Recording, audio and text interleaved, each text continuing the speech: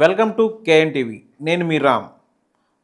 పవన్ కళ్యాణ్ గారి పట్ల ఆసక్తితో పవన్ కళ్యాణ్ గారు స్థాపించిన జనసేన పార్టీ పట్ల ఆసక్తి చూపించి చిన్న గ్రామం నుంచి వచ్చి ఒక లీడర్గా ఎదుగుదాం అనుకుంటున్న మహేష్ తులం గారితో మనం మాట్లాడదాం. నమస్తే సార్. నమస్తే అండి రామ్ గారు. సార్, జనసేనలోకి ఎలా ఆకర్షితులయ్యారు? అసలు మీ కుటుంబ నేపథ్యం ఏంటి? నేను ప్రజెంట్ ఉండేది గుంటూరులో అండి. ఓకే. మాది గుంటూరు నుంచి ఒక 25 కిలోమీటర్స్ ముందుకెళ్తే పొన్నూరు అనే నియోజకవర్గం. పొన్నూరుకి కొంచెం ముందు 1 కిలోమీటర్ ముందు కట్టెంపూడు అనే గ్రామం. మాకు నాగేంద్ర స్వామి వారి పుట్ట ఫేమస్. ఓకే. కట్టెంపూడు అనే గ్రామంలో మాది ఒక 700 కుటుంబాలు ఉండే ఒక చిన్న కుటుంబం అండి. అక్కడ తులం వీరయ్య మా తాతయ్య గారు అండి. ఆయనకి రెండో కుమారుడైన తులం శ్రీనివాసరావు గారు మా నాన్నగారు అండి. ఆయనకి నేను పెద్ద కుమారుడిని. చిన్నప్పుడే మమ్మల్ని పనిరీత్యా ఏ అవకాశాలు ఊళ్ళో వ్యవసాయం తప్ప ఇంకోటి ఏమీ లేని టైంలో మా నాన్నగారు పనిరీత్యా గుంటూరుకి రావటం జరిగింది. అట్లాగే మా నాన్నగారు చనిపోయినా కూడా మేము కూడా చదువు పూర్తి చేసుకొని మేము కానీ మా తమ్ముడు కానీ మాకు తెలిసిన వ్యాపారం చేసుకుంటూ అట్లా కొంచెం ఓకే నడుపుతున్నాం. ఓకే, నైస్ నైస్ అండి. అంటే జనసేన పార్టీలోకి ఎలా ఎంటర్ అయ్యారు? పవన్ కళ్యాణ్ గారు అంటే మీరు ఆయన సినిమాలు చూస్తూ పెరిగారా? ఆయనకి అభిమాన? అసలు ఎలా ఎంటర్ అయ్యారు జనసేన పార్టీలోకి? ఫస్ట్ మా రాజకీయ నేపథ్యం వచ్చేసి ఫస్ట్ నుంచి కూడా మా కుటుంబం కాంగ్రెస్ పార్టీతో ముడిపడి ఉందండి. ఓకే.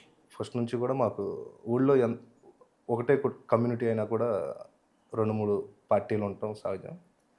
ఫస్ట్ మా కుటుంబం మాత్రం కాంగ్రెస్ పార్టీతో ముడి ఉండే పార్టీ. ఎప్పుడైతే 2008 ఎలక్షన్స్ ముందు మెగాస్టార్ చిరంజీవి గారు ప్రజారాజ్యం పార్టీ స్థాపించడం, మా నాన్నగారికి చిరంజీవి గారు అంటే వీరాభిమాని. ఎంత వీరాభిమాని అంటే ఆయన సినిమా వస్తుందంటే ఆయన కూలి పని చేస్తాడు. ఆ పని డబ్బులు దాచుకొని ఒకప్పుడు ఇప్పుడన్నా ఫ్లెక్సీలు ఉన్నాయి, ఒకప్పుడు గుడ్డ ముక్కల మీద ప్రింటింగ్ కొట్టడం, అట్లా టౌన్ మొత్తం ప్రింటింగ్ వేయటం, ఆయన చుట్టుపక్కల ఉన్న వాళ్ళందరినీ ఎంటర్టైన్ చేయటం, సినిమాకి తీసుకెళ్ళటం, అంత పిచ్చి అనమాట, అంత వీరాభిమాని. 2009లో మేము అప్పటికి మాదిరిగా చిన్నపిల్లలం, అంటే అప్పుడెప్పుడే యుక్త వయసులోకి వస్తున్నాం. మా నాన్నగారు బాగా తిరగటం, మా నాన్నగారికి బాగా ఇష్టం అనమాట. ప్రజారాజ్యం ఎలక్షన్ టైంలో లాస్ట్ మూమెంట్లో తాళ్ళ వెంకటేష్ యాదవ్ గారికి టికెట్ ఇవ్వటం, ఆయన పొన్నూరు రావటం, పొన్నూరు వచ్చే క్రమంలో అన్ని గ్రామాలు తిరిగే క్రమంలో మా నాన్నగారికి ఆ అభిమానంతో ఆయన దగ్గరికి వెళ్ళి, అన్న నేను పలానా కట్టెంపూడి గ్రామం నుంచి వచ్చాను, ఇది సో అని చెప్తే ఆయన్ని ఫస్ట్ టైం మా గ్రామంలో తీసుకొచ్చింది మా నాన్నగారు. ఒక మంచి ఊరేగింపు పెట్టి అక్కడి నుంచి మా రాజకీయ ప్రస్థానం, అంటే మా నాన్నగారికి కూడా కొంచెం పంచాయతీ ప్రెసిడెంట్ అవ్వాలనే ఒక కోరిక ఉండేది మా నాన్నగారికి. అట్లా నడుచుకుంటా పోయేసరికి తర్వాత ప్రజారాజ్యం పార్టీ అనేది ఇట్లా విలీనం అయిపోవటం, రాజకీయాలకు మా నాన్నగారు దూరంగా ఉండటం, మేము అప్పుడప్పుడే కాలేజీలకి ఎంటర్ అయ్యి నడవటం, ఇది జరుగుతుంది. అదే మూమెంట్లో యాక్చువల్లీ నాలో కొన్ని కమ్యూనిస్ట్ భావాలు ఎక్కువ. నేను గబాల్ని ఏది కూడా తట్టుకోలేను. నాలో ఓర్పు అనేది ఎంత ఉందో అది నశిస్తే అది అంత మించే ఇది ఉంది. దేని మీదైనా నేను తక్షణమే స్పందించేస్తా. అలాంటి భావాలు ఉన్న వ్యక్తిత్వం నేను. పవన్ కళ్యాణ్ గారు పార్టీ పెడతారు అని చెప్పి మా సర్కిల్లో కొంచెం, అంటే అప్పుడు ఎవరో ఒకళ్ళు ఫ్యాన్స్ అసోసియేషన్స్ ఇవి ఉంటాయి కదా, ఇవన్నీ ఉన్నప్పుడు మాటల సందర్భంలో అనుకున్నప్పుడు అదే టైంలో పవన్ కళ్యాణ్ గారు పార్టీని అనౌన్స్ చేయటం, మేమందరం కాలేజీల్లో చదువుకుంటా, ఇప్పుడు మా అభిమాని, మేము ఆయన అభిమానులు, వీరాభిమానులు, మా హీరో ఆయన పెట్టడం, ఆటోమేటిక్గా పార్టీలో జాయిన్ అయ్యాల్సిన, ఆయన ద్వారా వెళ్ళి కండువా వేయించుకోవాల్సిన పని లేదు. ఈ రోజుకి పవన్ కళ్యాణ్ గారిని కానీ అప్పుడు చిరంజీవి గారిని కానీ అభిమానించిన వాళ్ళు ఎవరు కూడా ఆయన చేతుల మీద కండువా ఎప్పుడు, ఆ పార్టీని సొంత పార్టీగా భుజాల మీద ఎత్తేసుకున్నాము, పార్టీని నడుపుకుంటా. అట్లా మేము జనసేన పార్టీకి సంబంధించిన కార్యక్రమాలు మొదలుపెట్టడం, కార్యక్రమాలు వేయటం, గొడ్డ పీలికల మీద ఇప్పుడున్నంత ఇదిగా పార్టీ జెండాలు కట్టడానికి ఉండేది కాదు. ప్రింటింగ్కి సంథింగ్ వాళ్ళు ప్రింట్ వేసేవాళ్ళు ఒక విధమైన స్టైల్లో అప్పటి నుంచే మేమే మొదలుపెట్టాం. పొన్నూరులో కూడా నేను కొన్ని కార్యక్రమాలు చేశాను. అంటే నాకన్నా బాగా బలంగా చేసిన వాళ్ళు ఉన్నారు. 2-3 యూత్ గ్రూపులు పెట్టుకొని, అంటే ఇంకా ఏ వర్గానికి ఆ వర్గం లాగా, అంటే ఇప్పుడు ఒకళ్ళు వ్యక్తి బలంగా ఒక 10 మందిని రోడ్డు మీద తీసుకొచ్చి ఇది మన పార్టీ, మన బలం, అందరూ కూడగమ్ముకొని పార్టీని బలోపేతం చేయటం, అట్లా అట్లా నేను కొంచెం గుంటూరులో నేనేంటంటే పొన్నూరులో చేస్తా ఉన్నా కూడా నేను ఎక్కువ గుంటూరులో ఉన్నప్పుడు గుంటూరులో కార్యక్రమాల్లో ఎక్కువ పాల్గొనటం, నాకు తెలిసిన కార్యక్రమాలు నేను చేయటం, ఎప్పుడన్నా నాకు అవకాశం ఉన్నప్పుడు నేను పొన్నూరులో కానీ లేదంటే మా గ్రామంలో కానీ చేయటం అట్లా జరిగేది. అంటే అసలు ఆ పార్టీలో ఎందుకు చేరాలనిపించింది? ఆయన సిద్ధాంతాలు నచ్చాయా? లేదంటే సినిమా అభిమానమే పార్టీలో తీసుకొచ్చిందా? ఇప్పుడు ఎట్లా ఉందంటే సార్, ఒక పార్టీ నష్టపోయాం. అది నష్టపోయామా లేదంటే వేరే వాళ్ళ వల్ల మేము నష్టపోవాల్సి వచ్చిందనేది మాకు తెలీదు. జరగాల్సిన నష్టం అయితే జరిగిపోయింది. నమ్ముకొని ఎన్నో ఆశలతో, ఎన్నో కలలతో పార్టీ పెట్టిన చిరంజీవి గారు మోగ మనిషి అయిపోయాడు. ఎదుట ప్రజలకి సమాధానం చెప్పలేని ఇదిలోకి వెళ్ళిపోయాడు, సున్నిత మనస్కుడు. మేము బాధపడతా ఉన్నాం. మేము చిన్నపిల్లలమైనా కూడా అప్పటికి కొంచెం బాధపడతా ఉండేవాళ్ళు. ఈ బాధలో నుంచి పుట్టుకొచ్చిన పార్టీయే జనసేన పార్టీ అని చెప్పి పెద్దలు కూడా చాలామంది చెప్పారు. అలా మాకు ఒక అండ దొరికింది. మళ్ళీ మాకు ఒక ప్లాట్ఫామ్ దొరికింది. ఇప్పుడు వాస్తవానికి చెప్పాలంటే బడుగు బలహీన వర్గాలకి ప్లాట్ఫామ్ అయింది ప్రజారాజ్యం. 105 సీట్లు బీసీలకి ఇవ్వటం అనేది ఆ రోజుల్లో చిన్న విషయం కాదు. అలాంటి ప్లాట్ఫామ్ లేకుండా చేశారు. మళ్ళీ అలాంటి ప్లాట్ఫామ్ని క్రియేట్ చేయడానికి వచ్చిందే జనసేన పార్టీ. ఆటోమేటిక్గా ఉండిద్ది కదండి, సొంత హీరో మేము ఆయన అభిమానులం. సొంత హీరో అంటే మేము ఫస్ట్ నుంచి తెలిసిన కాడ నుంచి మమ్మల్ని తల్లిదండ్రులు ఎవరు కూడా మమ్మల్ని ఆ వ్యక్తిని ఈ వ్యక్తిని చూపించి పెంచలేదు. చిరంజీవి గారిని చూపించారు. చిరంజీవి గారి వ్యక్తిత్వాన్ని, ఆయన్ని ఎలా పైకి వచ్చాడు, ఏ స్టేజ్ నుంచి వచ్చాడు, వాళ్ళ ఫ్యామిలీ బ్యాక్గ్రౌండ్ చెప్పి ఆయన్ని చూపించి మమ్మల్ని పెంచారు.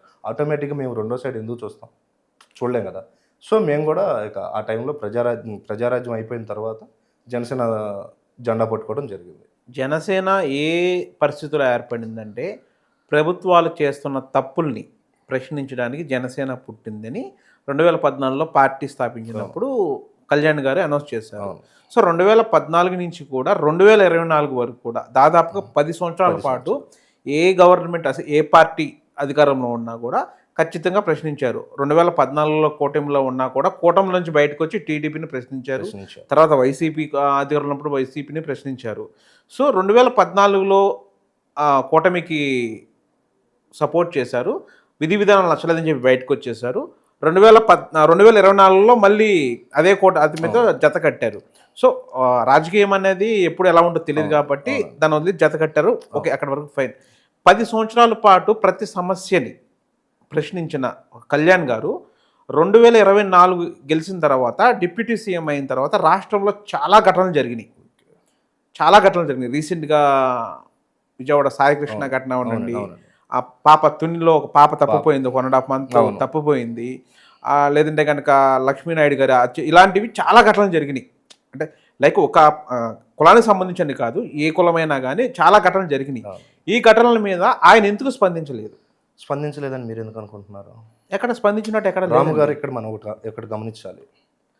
ప్రతిపక్షంలో ఉన్నప్పుడు స్పందించే విధానం వేరు. అదే ప్రతిపక్షం నుంచి అధికార పక్షంలోకి మారిన తర్వాత వాళ్ళకు కొన్ని బౌండరీస్ ఉంటాయి.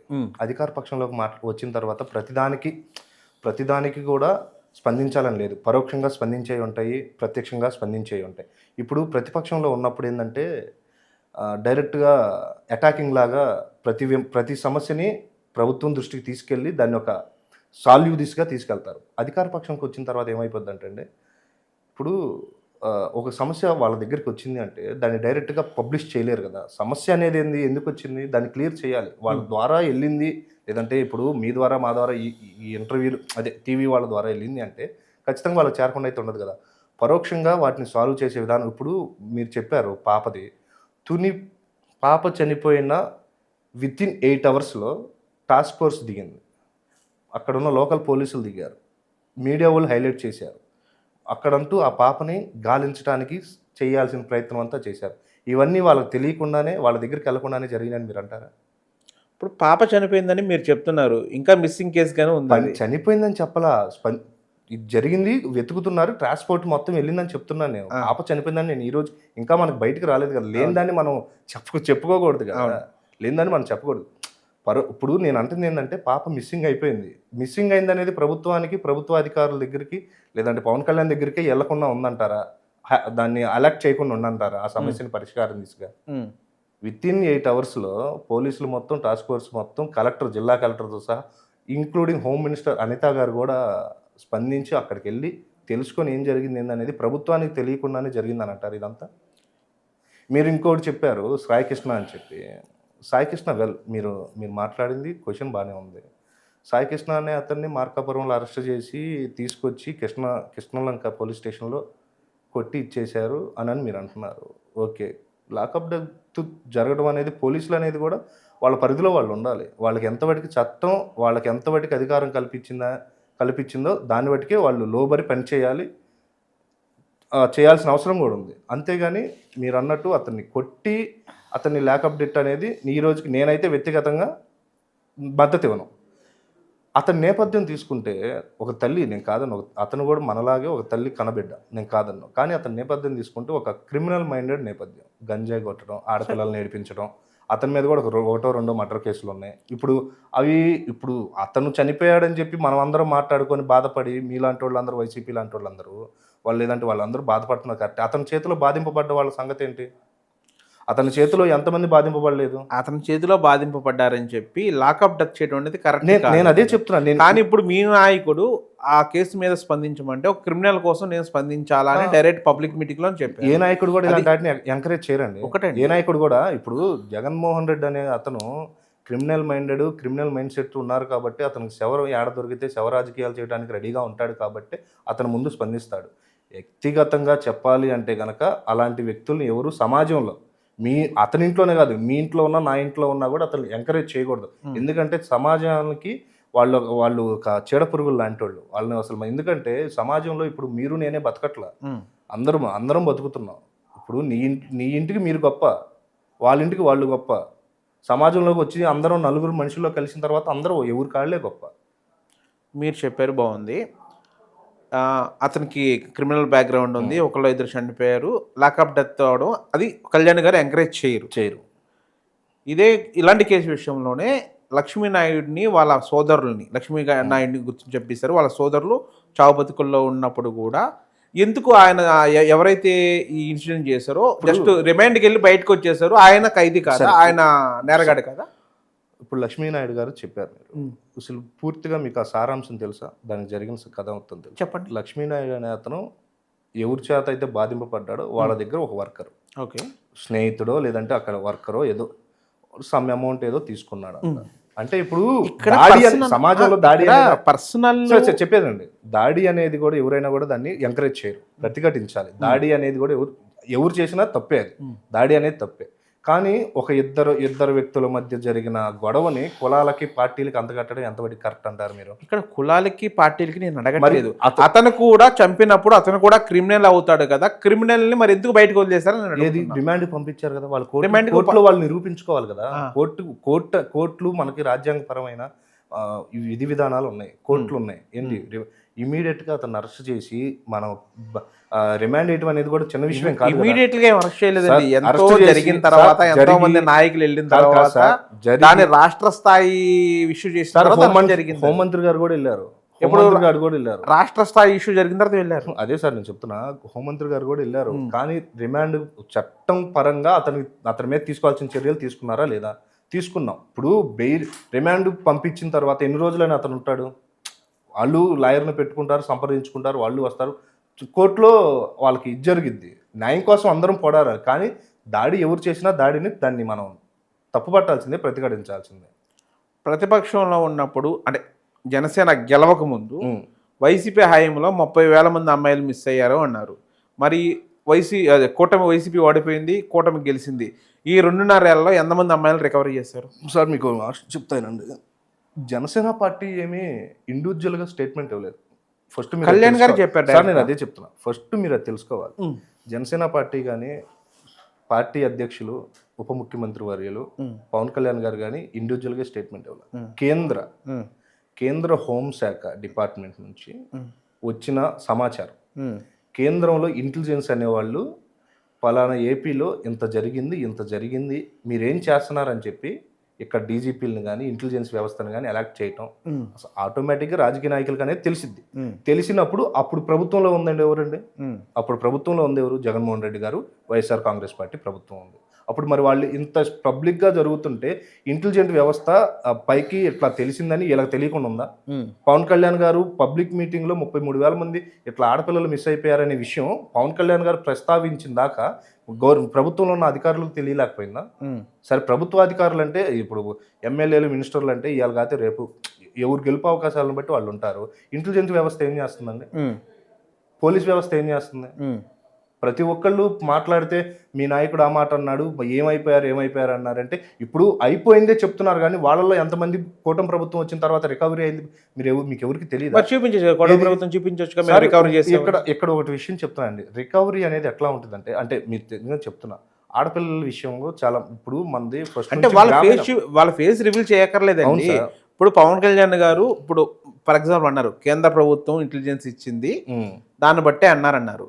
అప్పుడు ఏదైతే కేంద్ర ప్రభుత్వం ఉందో ఇప్పుడు అదే కేంద్ర ప్రభుత్వం అక్కడ ఉంది. అప్పుడు ఈయన నేను చెప్పేది అప్పుడు ఏదైతే కేంద్ర ప్రభుత్వం ఉందో ఆ నివేదికలు తీసుకుని ఈయన మాట్లాడాడు. ఇప్పుడు ఆయన అధికారంలో లేరు. ఇప్పుడు ఈయన అధికారంలోకి వచ్చారు. అదే కేంద్ర ప్రభుత్వం ఇచ్చిన నివేదికలు కరెక్టా కాదని ఒకసారి ఎంక్వైరీ చేశారు కేంద్ర? సార్ ఎందుకు చేయకుండా ఉంటారు సార్? ఎలా చేశారు? ఎవరు చెప్పారు? ఇప్పుడు అన్ని సమయానుసారం బట్టి బయటకు వస్తాయే కానీ మనం అనుకోగానే అన్ని జరిగిపోవాలని ఏది ఉండదు. సమయానుసారం బట్టి సందర్భాన్ని బట్టి ఒక్కోటి రావాల్సిన ఏదైనా ఒక ఇష్యూ టాపిక్ ని దాన్ని పబ్లిక్ చేసినప్పుడు దాన్ని రిసాల్వ్ కూడా పబ్లిక్ చేయాలి కదండి. సరే, నేను అదే అంటున్నాను. కొన్ని ప్రత్యక్షంగా స్పందించాల్సి ఉంటాయి, కొన్ని పరోక్షంగా స్పందించాల్సినవి ఉంటాయి. ఇది పబ్లిక్ గా స్పందించాం. నేను అదే చెప్తున్నా, పబ్లిక్గా స్పందించాం కదా అని చెప్పి దానికి సంబంధించిన విషయాలన్నీ కూడా మళ్ళీ పబ్లిక్గా చెప్పాలంటే దానిలో లోటుపాట్లు కొన్ని ఉండవు. ఇప్పుడు ఏ సమస్య అయినా కూడా దానిలో కొన్ని లోటుపాట్లు ఉన్న విషయం ఉండింది.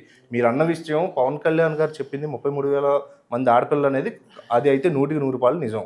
కానీ దానికి సంబంధించిన మొత్తం రికవరీ ఏంటి వ్యవస్థ అనేది మొత్తం సమయానుసారం మొత్తం భవిష్యత్తులో బయటికి వచ్చింది. అది మీరు చూస్తారు, జనాలందరూ చూస్తారు. అది 2.5 ఏళ్ళ ఎంతవరకు వచ్చింది అది మాట్లాడదాం సార్. అది మీకు వస్తుంది, అది మాట్లాడతామంటే మనకు తెలిసిద్ది తొందరలోనే, అది కూడా తెలియబోతుంది. అదేనండి, ఇప్పుడు వాళ్ళు వచ్చి 2 నెలలు 3 నెలల 2.5 ఏళ్ళు అయింది. ఒక అలిగేషన్ తీసుకొచ్చినప్పుడు అలిగేషన్ కాదు, మీరు కేంద్ర నివేదికలను పట్టుకునే అన్నారని చెప్పారు. అదే కేంద్ర ప్రభుత్వం ఉంది, అవే నివేదికలు ఉన్నాయి. ఈయన ఇప్పుడు అధికారంలో ఉన్నారు. ఇప్పుడు ఆ కేంద్ర ప్రభుత్వం కూడా వీళ్ళ కూటమిలో ఉంది. ఈయన వెళ్ళి ఆ నివేదికలు కరెక్టా కాదని చూసుకున్నారా లేదా? జస్ట్ అలిగేషనేనా? లేదా అప్పుడు వాళ్ళు ఊరికే చెప్తే నేను ఊరికే చెప్పేస్తాను ఇలాంటి రీచెక్ చేస్తాను. పవన్ కళ్యాణ్ గారు ఎప్పుడు కూడాను గాలి మాటలు, గాలికి పుట్టిన వాళ్ళ మాటల వల్ల చెప్పినంత మాత్రాన ఏ ఎలిగేషన్ గాలికి చేయరు. ఆయన దగ్గర సమాచారం లేకుండా ఏది మాట్లాడరు. మీరు అన్నట్టు ఇప్పుడు దానికి సంబంధించిన 2.5 ఏళ్ళు అయిపోయింది కదా, దానికి సంబంధించిన వాస్తవాలు ఏంటి, వాటి రూపురేఖలు ఏందని అడిగారు కదా, అవన్నీ మొత్తం తొందరలోనే బయటకు వస్తాయి. పవన్ కళ్యాణ్ గారు చెప్తారు.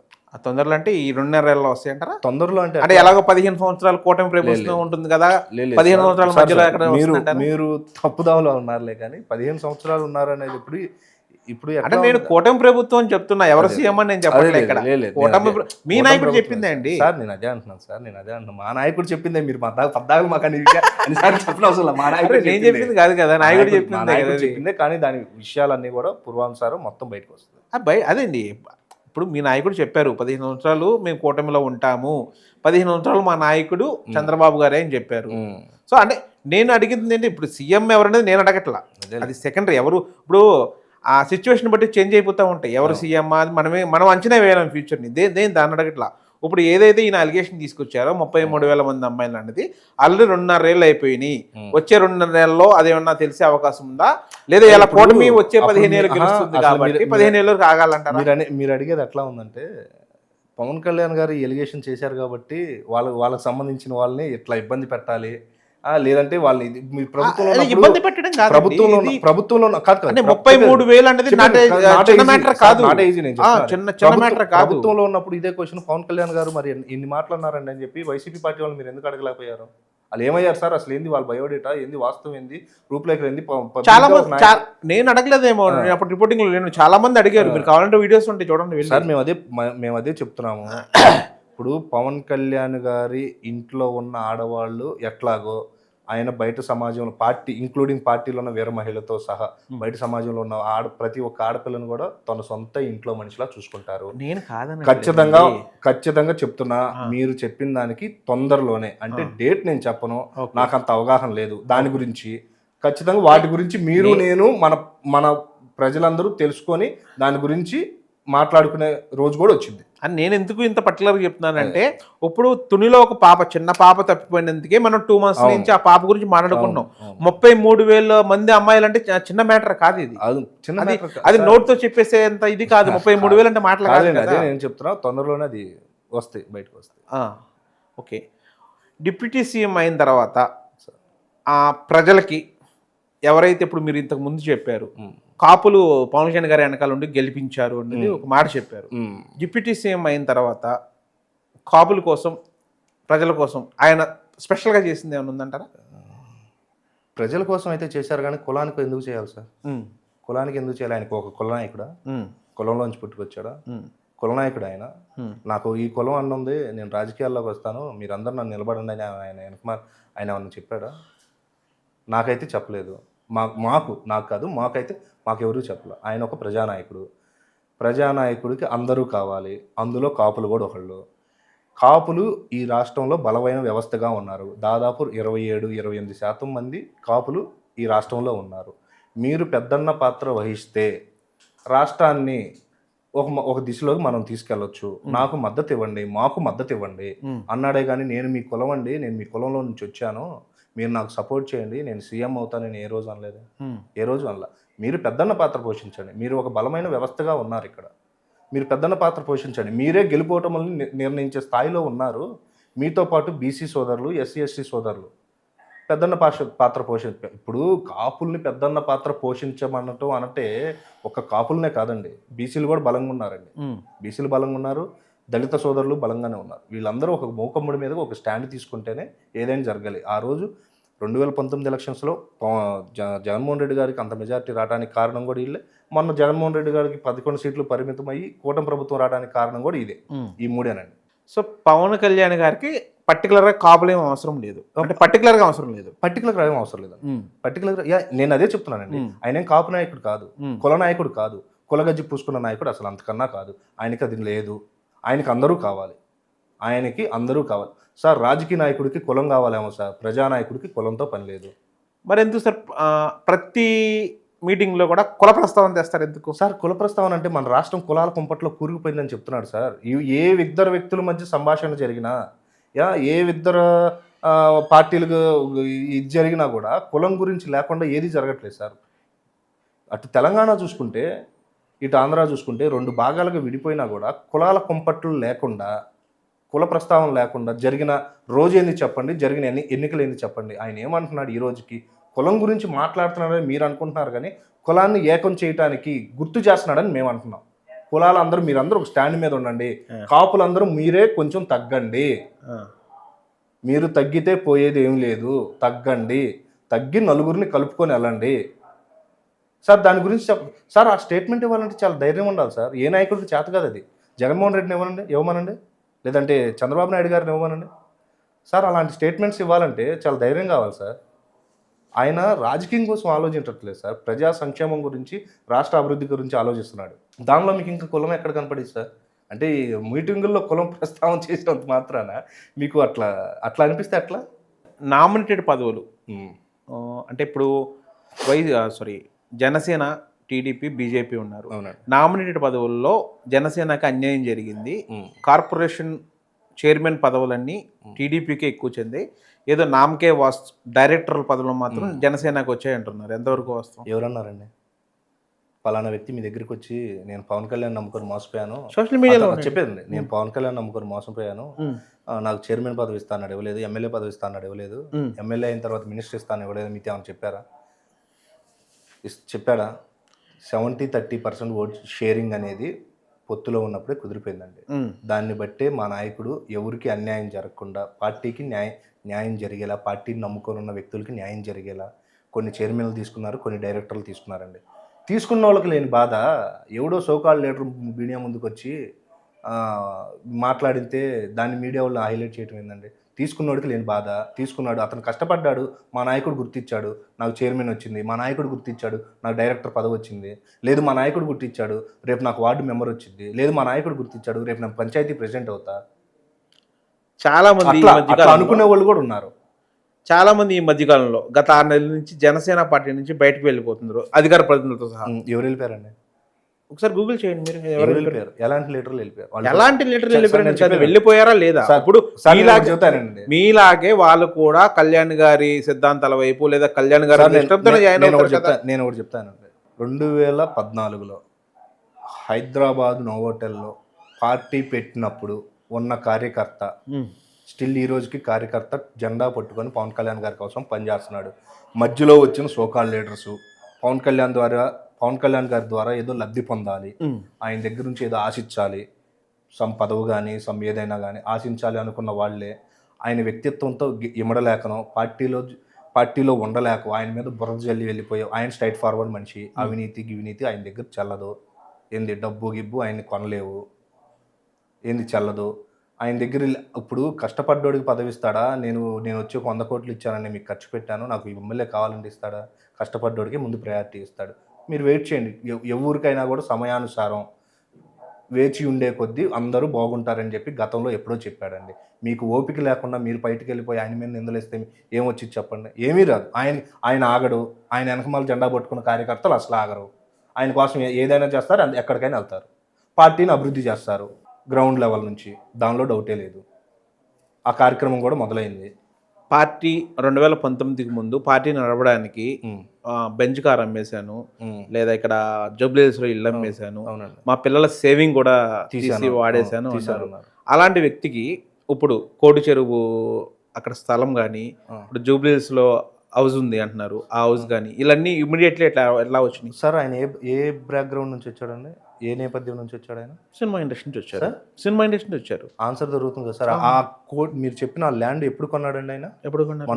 మన ఉప ముఖ్యమంత్రి గారు అయినా కొన్నారండి, లేదంటే ఎప్పుడో ఆ ఖుషి సినిమా టైంలో, తొలి ప్రేమ సినిమా టైంలో కొనుక్కొని దాన్ని ఒక ఆయన ఏదో ఒక రైతులాగా ఒక 50 ఆవులను పెట్టుకొని, ఒక 100 మామిడికాయ మొక్కలను పెట్టుకొని దాని చుట్టూ ఫెన్సింగ్ వేసుకొని ఏదో కూరగాయలను టమాటాకాయలు పండించుకుంటా దానికి అతని జీవితం అలా గడపాలని చెప్పి అలా పెట్టుకున్న దాన్ని ఇప్పటికిప్పుడేదో ప్రభుత్వంలోకి వచ్చిన తర్వాత అవినీతి చేసి అవినీతి డబ్బుతో కొని అవినీతి జలసాలు చేస్తున్నట్టు మాట్లాడుతున్నారు అందరూ. ఆయన ఎప్పుడు కొన్నాడు? అది ఎప్పుడు కొన్నాడు? ఎప్పటి నుంచో. మీకు గతంలో మన కమీడియన్స్ కూడా ఉన్నారు, వాళ్ళ పవన్ కళ్యాణ్ గారు వీడియోస్ ఉంటాయి చూడండి. పవన్ కళ్యాణ్ గారి ఫామ్ హౌస్ నుంచి మాకు ప్రతి సంవత్సరం ప్రతి నెల మాకు ఇవి వస్తాయి అని ఉండేది. ఎప్పుడు కొన్నాడండి మరి అది? ఇప్పుడు పవన్ కళ్యాణ్ గారు కూడా పబ్లిక్గా స్టేట్మెంట్ ఇచ్చారు మొన్న తెలంగాణ ఆవిర్భావం దినోత్సవం రోజు. నేను కబ్జా చేశానని కనుక మీరు నిరూపించగలిగితే ఇమీడియట్గా నేను సంతకం పెడతాను, తెలంగాణ గవర్నమెంట్ దాన్ని హ్యాండ్ ఓవర్ చేసుకోమన్నా. ఎందుకు చేయలేకపోయారు? మరి పవన్ కళ్యాణ్ గారికి అన్ని ఆస్తులు ఉన్నప్పుడు పిల్లల సేవింగ్ తీసి వాడాను, నా కార్ అమ్మేసుకున్నా అని మాట్లాడారు పబ్లిసిటీ కోసం. పబ్లిసిటీ కాదు సార్, వాస్తవాన్ని చెప్పాడు. జనాలకు ఎవరికి చెప్పలేదండి, కార్యకర్తలకు చెప్పుకున్నాడు. ఆయన బాధను వెళ్ళబోసుకున్నాడు. ఇప్పుడు మీ ఇంట్లో మీకు బాధ వచ్చిందండి, మీరు వెళ్ళి చుట్టుపక్కల 4 వాళ్ళకి చెప్పుకుంటారా, లేదంటే మీ ఇంట్లో ఉన్న నలుగురికి చెప్పుకొని నేను ఇంత ఇబ్బందులు పడ్డాను అని మీరు జాగ్రత్తగా ఉండాలని ఒక సలహా అడుగుతాం తప్ప. ఇప్పుడు ఆయన ఇబ్బంది, ఆయన బాధ అనేది కార్యకర్తలు చెప్పుకున్నాడు, కాకపోతే పబ్లిక్ మీటింగ్లో చెప్పుకున్నాడు. ఇప్పుడు ఆయన సేవింగ్స్ అనేవి తీసి ఆఫీస్ కట్టడం అనేది వాస్తవం. ఆయనకి అడ్వాన్సుల్ని మొన్నటిదాకా చెప్పాడు, ఏది మన జల్సా సినిమా టైంలో తీసుకున్న డబ్బులో ఏవో ఇంకా నేను కడతానే ఉన్నాను అని కూడా చెప్పారు. సంథింగ్ ఏదో సినిమా. ఇప్పుడు ఆయన దాచుకునే మనిషి కాదు, దోచుకునే మనిషి కాదండి. ఆయనకు వచ్చినట్టు సరిపోతుంది. ఇప్పుడు పక్కన పార్టీని నడుపుకోవాలి. అలాంటి వ్యక్తులు ఎవరున్నారు చెప్పండి?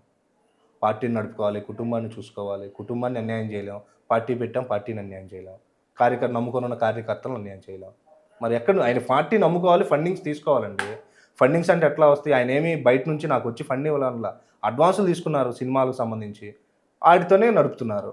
రీసెంట్గా జనసేనకు వచ్చిన ఒక రాజ్యసభ సీట్ని లింగంనేని రమేష్ గారికి ఇచ్చారు. ఆయన పార్టీలో మెంబర్ కాదు, యాక్టివ్ మెంబర్ కాదు. ఆయనకి ఏ విధంగా ఇచ్చారు?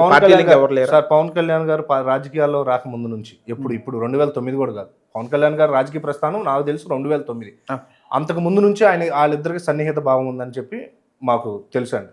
మాకు తెలుసు సన్నిహిత భావం ఉంది. అప్పటి నుంచి ట్రావెల్ అవుతున్నారు. ఏంది ఒక కుటుంబ సభ్యుల్లాగా ఉండటం, ఇచ్చేయటం, ఏదన్నా పార్టీలో జాయిన్ అయిన తర్వాత పార్టీకి కావాల్సిన చిన్న చితక అవసరాలని ఆయన తీర్చడం. ఎందుకంటే పార్టీలో ఉన్న ప్రతి ఒక్క కార్యకర్త బాధ్యత కూడా అది. ఫైనాన్షియల్ అవసరాలని నేను చెప్పను, పార్టీకి కావాల్సింది చేశాడని నేను అంటున్నాను.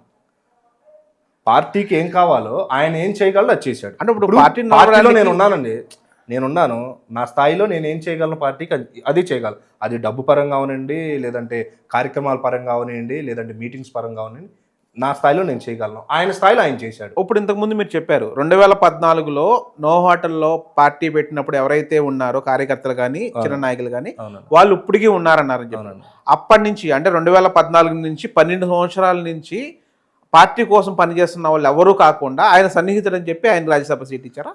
ఇప్పుడు ఇంకోటి చెప్తాను ఏంటంటే సార్, ఎవరికైనా కూడా ఒకటి ఉండిద్ది, రాజకీయ అనుభవం, రాజకీయ అవగాహన, ప్రజల్లో ముందుకు వెళ్తాం, ఇతనికి ఒక బాధ్యత అప్పచెప్తే ఇతను ఎంతవాటికి ఫుల్ఫిల్ చేయగలనేది ఏ పార్టీ అధినేతకైనా ఉండిద్ది. ఇప్పుడు ఏ పార్టీ అధినేతకైనా కూడా ఖచ్చితంగా ఉండిద్ది. ఇప్పుడు ఇప్పుడు ఈయన ఉన్నాడు, చంద్రబాబు నాయుడు గారు ఉన్నారు, భాష్యం రామకృష్ణ గారికి ఇచ్చారు. అసలు ఆయన ఏ రోజు కూడా, మేము ఉండేది గుంటూరులో, మేము ఏ రోజు కూడా ఆయన బయటకు వచ్చి జెండా పట్టుకొని ఆయన కార్యక్రమాలు చేసినట్టు, ఒక 100 మందిని పోగేసి పబ్లిక్గా ధర్నాలు చేసినట్టు మేము ఎక్కడా చూడలే. వాళ్ళు ఏంది హానెస్ట్ పర్సన్స్, పార్టీని నమ్ముకొని ఉన్నారు, పార్టీకి కావాల్సింది బ్యాక్గ్రౌండ్ సపోర్ట్ ఇచ్చారు. సేమ్ మాకు కూడా అంతే. లింగంనేని రమేష్ గారు లాంటి వాళ్ళు చాలామంది ఉన్నారు, కానీ మా నాయకుడు అడగడు. వీళ్ళే కాదు, మేము కూడా ఏం చెయ్యాలో పార్టీకి అది మాత్రం చేస్తాం. అంటే మీ నాయకుడు అడగరు, ఇప్పుడు మీ నాయకుడే ఇచ్చారా, చంద్రబాబు నాయుడు గారు ఇచ్చారా ఆయన రాజ్యసభ? మా పార్టీకి సంబంధించి మేమే ఇస్తామండి. మీరు మా రెండో పార్టీ ఎంత పొత్తులో ఉన్నా కూడాను పొత్తు ధర్మం ఒకటి ఉండిద్దండి, ఇచ్చి పుచ్చుకో గౌరవం. ఎంత పొత్తులో ఉన్నా కూడా ఆ పార్టీకి సంబంధించిన వ్యవహారాలు మాకొద్దు, మాకు సంబంధించిన వ్యవహారాలు వాళ్ళకొద్దు. మాకు కేటాయించిన ఒక్క రాజ్యసభ సీట్ని మా అధినాయకుడు ఆయన సొంత నిర్ణయంతో తీసుకొని ఆయనకి అలాట్ చేసింది. లింగంనేని రమేష్ గారికి జనసేనలో సభ్యత్వం ఉందా? ఉందండి, ఉంది. మీరు చెక్ చేసుకోండి. ఖచ్చితంగా ఉందా? ఉంది. ఎప్పటి నుంచి ఉంది? అంటే రాజ్యసభ ఇచ్చే ముందే తీసుకున్నారా, అది అంతకు ముందు ఉందా? ఉందండి, ముందు నుంచే ఉంది. నాకు తెలిసి ఆయన సభ్యత్వాలు మొదలుపెట్టిన టైంలోనే తీసుకున్నారనేది నాకు అవగాహన అయితే ఉంది నాకు. ఇప్పుడు ఎవరైనా కూడా కొత్తగా తీసుకునే వాళ్ళు తీసుకుంటారు, కానీ ఉన్న సభ్యత్వాన్ని రెన్యువల్ చేసుకుంటారు ఎవరైనా కూడా. ఇప్పుడు నేను పార్టీ ఫస్ట్ అనౌన్స్మెంట్ ఇచ్చినప్పుడు నేను సభ్యత్వం తీసుకున్నా, నేను నా తమ్ముడికి ఇద్దరికి. మేము అప్పటి నుంచి రెన్యువల్ చేసుకుంటూ వస్తున్నాం. ఉందండి ఆయన సభ్యత్వం. అంటే మీ పార్టీలో ఇంకా అంతర్గత వ్యవహారం ఉంది, బయట పార్టీలను ప్రశ్నిస్తారు కానీ పార్టీలో వాళ్ళని, అంటే నాయకుడు ఏదైనా తప్పు చేసినా కానీ ప్రశ్నించకూడదు.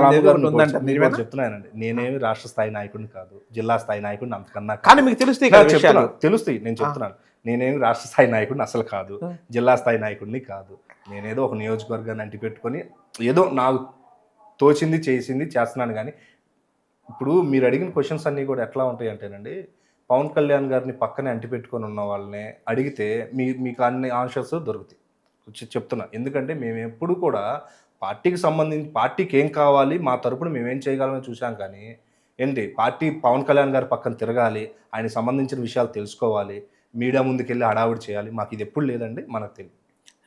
ఇప్పుడు పెద్ద నాయకత్వంలో అప్పుడు కళ్యాణ్ గారు కానీ చంద్రబాబు నాయుడు గారు కానీ కలిసిమెలిసి ఉంటారు. ఇప్పుడు మీరు చెప్పారు నియోజకవర్గ స్థాయిలో మేము పనిచేసుకుంటామని, వాళ్ళిద్దరూ అక్కడ కలిసిమెలిసి ఉంటారు. నియోజకవర్గ స్థాయిలో, క్షేత్రస్థాయిలో మీరెందుకు కలిసి ఉండట్లేదు? టీడీపీ కానీ జనసేన ఎవరు చెప్పారు సార్? చాలా ఘటనలు జరుగుతున్నాయి కదా. నేను ఒకటి చెప్తానండి, పొత్తు కన్ఫామ్ అవటానికి ముందే పవన్ కళ్యాణ్ గారు జనసేన పార్టీకి సంబంధించిన ప్రతి ఒక్కరికి ఇంటిమేట్ ఇచ్చారు, మనం పొత్తుకి వెళ్తున్నాం, పొత్తులో చిన్న చితకా ఇబ్బందులు ఉండటం కామన్, మనం తగ్గాలి, మనం తగ్గితే వాళ్ళు తగ్గుతారు. ఖచ్చితంగా నేను చెప్తాను, గ్రౌండ్ లెవెల్లో ఇబ్బందులు ఉన్న వాస్తవం, వీటికి 100% పాళ్ళు వాస్తవం. పైన అధినాయకత్వం బాగానే ఉంది. వాళ్ళే చంద్రబాబు నాయుడు గారికి, పవన్ కళ్యాణ్ గారికి ఇద్దరికి అవగాహన ఉంది, ఎట్లా ముందుకెళ్ళాలి, రాష్ట్రాన్ని ఎట్లా అభివృద్ధి చేయాలి, ప్రజా సంక్షేమం ఎట్లా చేయాలి, నెక్స్ట్ ఎలక్షన్స్కి ఎట్లా వెళ్ళాలి, వాళ్ళకి అవగాహన ఉందండి. ఈ బి గ్రేడ్ సి గ్రేడ్ నాయకులు కొంతమంది హడావిడి చేసి పార్టీలో చీలికలు రావడానికి కానీ, అదే ఆ గ్రౌండ్ లెవెల్లో, గ్రామ స్థాయిల్లో కానీ, వార్డు స్థాయిల్లో కానీ, ఇప్పుడు పౌరుషాలకు పోయి ఇది తీసుకొచ్చే ఇదే. కానీ వాస్తవం చెప్పాలంటే గ్రౌండ్ లెవెల్లో కూడా బాగానే ఉన్నామని ఇప్పుడు జనసేన ఉన్న ఎమ్మెల్యేల దగ్గర టీడీపీ వ్యక్తులకు పని అవుతుందండి, టీడీపీ ఉన్న ఎమ్మెల్యేల ఉన్న దగ్గర జనసేన వ్యక్తులకి పని అవుతుంది. 1-2 చోట్ల ఇబ్బందులు ఉండటం అనేది కామన్, అది ఎక్కడైనా జరిగిద్ది, జరగకుండా ఏమి ఉండదు. కానీ వాస్తవానికి వచ్చేసి జనసేన పార్టీ వాళ్ళు చాలామంది చెప్తున్నారు, జనసేన ఎమ్మెల్యేగా ఉన్న నియోజకవర్గంలో కూడా టీడీపీ ఇన్ఛార్జీలుగా ఉన్న వాళ్ళ హావనే ఎక్కువ నడుస్తుంది, జనసేన ఎమ్మెల్యేలు కేవలం డమ్మీ అంటున్నారు. ఎందుకు నడిచిద్దండి? డమ్మీ అంటే ఎట్లా అండి? ఏం డమ్మీ అంటే జస్ట్ అలా వచ్చి మీ పార్టీ వాళ్ళే చాలా మంది సోషల్ మీడియాలో చెప్తున్నారు. ఇప్పుడు నేను చెప్పేది కాదు, మీ పార్టీలో వాళ్ళే చాలా మంది చెప్తున్నారు. పార్టీలో ఎమ్మెల్యే అయితే ఏముందండి, నేను ఇందాక కూడా అదే చెప్పాను. కొంతమంది సోకాల్డ్ లీడర్స్ పవన్ కళ్యాణ్ గారి దగ్గర నుంచి కానీ ఎమ్మెల్యే గారి దగ్గర నుంచి కానీ పార్టీ నమ్ముకొని కార్యక్రమాలు అంటే చేయకపోనండి, వాళ్ళు అనుకున్నది జరగనప్పుడు రానప్పుడు ఖచ్చితంగా బురద చల్లటం అనేది జనసేన ముసుగులు అవనండి, లేదంటే ఇంకో ముసుగులు అవనండి, పార్టీ మీద పార్టీ నాయకుల మీద బురద చల్లడం అనేది జరుగుతుంది. దాన్ని కూడా తొందరలోనే కట్టడి చేస్తారు. పవన్ కళ్యాణ్ గారు కానీ మా ప్రధాన కార్యదర్శి రామ్ తాళ్ళూరు గారు కానీ ఒక యాక్షన్ టీం రెడీ చేస్తారు. నాకు తెలిసి ఈ కమిటీస్ అన్నీ అయిపోయిన తర్వాత ఇలా బురద చల్లే వాళ్ళని కూడా అరికడతారు. నాకు తెలిసి మేబీ కొన్ని సస్పెండ్స్ కూడా ఉంటాయండి, సస్పెండ్లు కూడా పార్టీ నుంచి ఉంటాయి. ఎందుకంటే పవన్ కళ్యాణ్ గారు ఆయన ఒక దిశానిర్దేశంతో చెప్పి మరి పార్టీ కార్యకర్తలను ముందుకు నడిపిస్తున్నారు. అట్లాంటప్పుడు ఆయన నిర్ణయాన్ని కాదని ఆయన మాటే మాకు శిరోధార్యం. అలా కాదని చెప్పి బయటికి వెళ్ళాడంటే అతను వ్యతిరేక వ్యక్తే, బురద చల్లిన వ్యక్తి కూడా వ్యతిరేక వ్యక్తే. సో అతను మాకు అవసరం లేదు కూడా.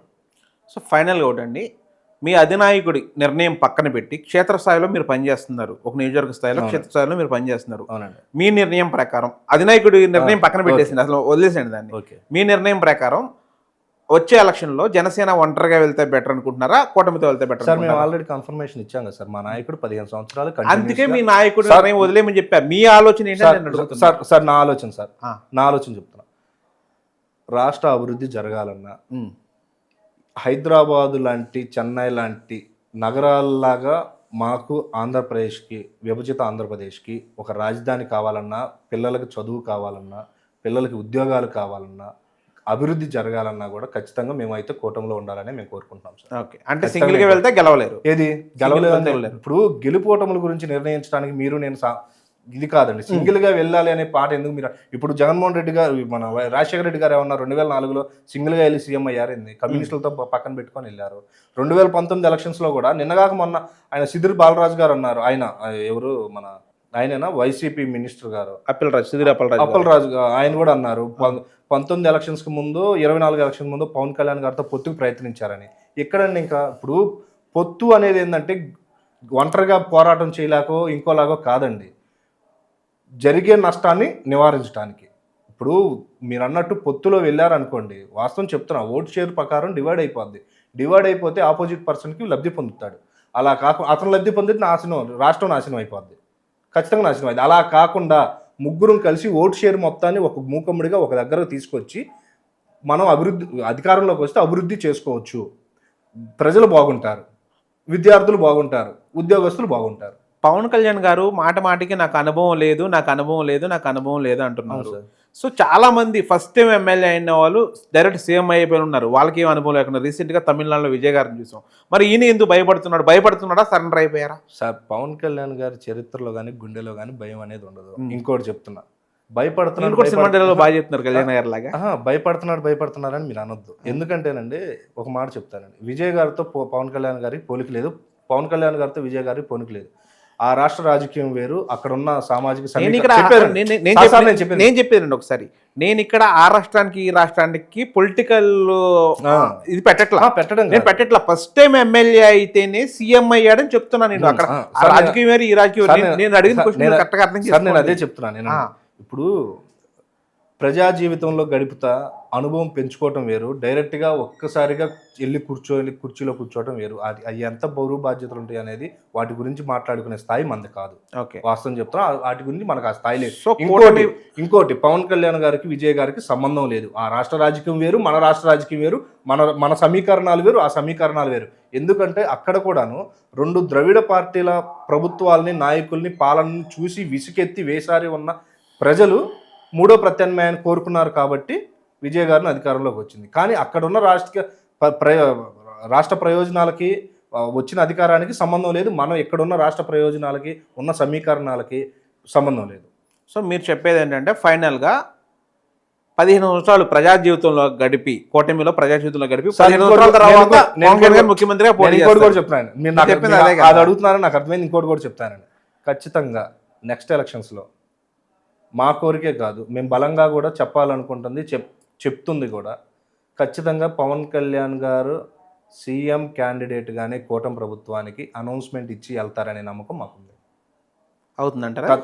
కానీ పవన్ కళ్యాణ్ గారు మీ నాయకుడే, మా 15 సంవత్సరాల కూటమిలో ఉంటాం, మా నాయకుడు చంద్రబాబు నాయుడు గారే సార్ చెప్తున్నారు కదా. నేను అదే చెప్పాను ఇందాక కూడా మీకు, వాళ్ళిద్దరికి ఒక అవగాహన ఉంది, వాళ్ళిద్దరు ఒక పడవలో వాళ్ళు ఏం చేయాలనే దాని మీద నిర్ణయం తీసుకొని వెళ్తారు. మా కోరిక నేను చెప్తున్నా, ఇప్పుడు ఖచ్చితంగా అందరికీ ఒక కోరిక ఉండిద్దండి. ఇప్పుడు మా నాయకుడు మాకు గొప్ప, మేము కాదన్నాం. మా నాయకుడు ఇంకో నాయకుడిని దగ్గరికి తీసుకొని మనం కలిసి నడుద్దాం అన్నారు, ఆయన మాకు గొప్పే, ఆయన కూడా మాకు గొప్పే. నేనేమంటున్నాను, వాళ్ళిద్దరికి అవగాహన ఉంది, ఖచ్చితంగా చంద్రబాబు నాయుడు గారే ఆ మాట అనే అవకాశం ఉందని నేను చెప్తున్నా. మాకు చెప్పాలనే కోరిక కూడా మాకు అదే. ఓకే అండి. మా పవన్ కళ్యాణ్ గారిని సీఎంగానే మేమైతే చూడాలనే కోరిక ఉందో, చూస్తాం కూడా. ఓకే అండి, మీ ఆశ నెరవేరాలని, మీరు గొప్ప నాయకుడిగా ఎదగాలని కోరుకుంటున్నాను. ధన్యవాదాలు. థ్యాంక్ యూ అండి.